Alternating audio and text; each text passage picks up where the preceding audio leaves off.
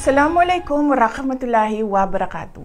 Madayaw ug maayong adlaw kaninyong tanan. Magandang araw sa inyong lahat. Sa ating mga kababayan sa iba't ibang panig ng mundo, ako ay nakikiisa sa inyong maligayang pagsalubong ng bagong taon. Ang taong 2024 ay sumubok sa ating katatagan at humulma sa atin bilang isang sambayanang naninindigan para sa katarungan at kaunlaran. Ngayong 2025, sama-sama nating harapin ang iba't ibang hamon na magpapatibay sa atin bilang isang bansang patuloy na nananalig sa Diyos at nagtutulungan para sa ikauunlad at ikabubuti ng ating pamilya.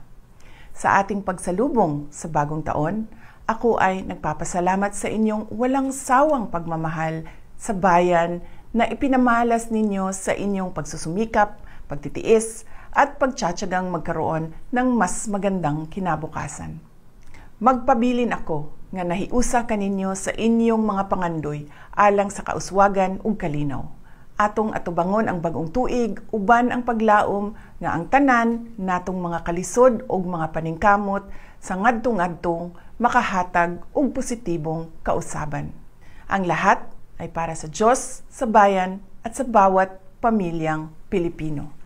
Happy New Year sa inyong lahat. Syukran.